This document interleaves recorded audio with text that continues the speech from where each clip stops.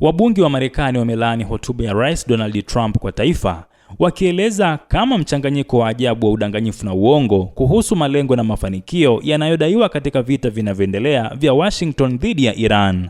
Katika jumbe zao kwenye mitandao ya kijamii, wabunge hao walimshambulia Trump wakimtaja kuwa mwenye udanganyifu kwa hotuba yake ya kwanza kwa taifa Jumatano usiku kuhusu vita haramu dhidi ya Jamhuri ya Kiislamu iliyoanza mwishoni mwa Februari.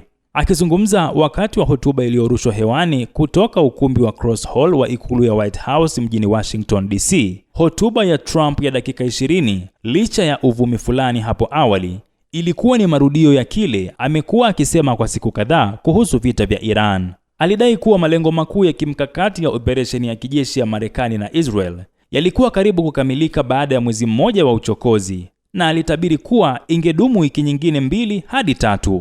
Hotuba hiyo mara moja ilitikisa masoko ya kimataifa, kwani mara tu Trump alipomaliza kuhutubia, bei ya mafuta ghafi ya Brent, kiwango cha kimataifa cha mafuta, ilipanda kwa 5% hadi $106 kwa pipa. Masoko ya hisa barani Asia pia yalianza kuteremka. Hotuba hiyo ilikuwa nakala halisi ya jumbe zake kwenye Truth Social kwa wiki iliyopita, na ilijumuisha vitisho vya kawaida dhidi ya Iran, ikiwemo tishio lililorudiwa la kuishambulia nchi hiyo kurudi zama za mawe na kulenga miundombinu ya kiraia ya nchi hiyo kama vile mitambo ya umeme na vituo vya mafuta. Mbunge wa Marekani Hakeem Jeffries alisema, wananchi wa Marekani wamechoka na machafuko, gharama kubwa na ajenda kali ya Republican. Donald Trump lazima amalize vita vyake vya kiholela Mashariki ya Kati. Mbunge Yasamin Ansari alilaani tishio la Trump la kuirudisha Iran zama za mawe kama njia chafu ya kutisha na mbaya ya kuzungumza kuhusu nchi yenye watu milioni 90. Mbunge Jim Himes alibainisha kuwa bei ya mafuta iliongezeka kwa $5 kwa pipa katika saa moja tangu hotuba ya Trump ilipomalizika, akiongeza itakuwa usiku wa ajabu kwenye mtandao wa Truth Social na bado sina uhakika na alichosema.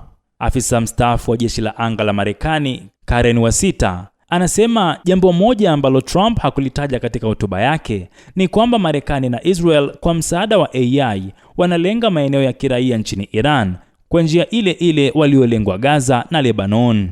Mbunge Lloyd Doggett alisisitiza kuwa ilikuwa ngumu kuchagua uongo mkubwa zaidi kutoka hotuba ya Trump, akiongeza kuwa madai yake kuwa Marekani haina mfumuko wa bei bado ni ya kipotoshaji.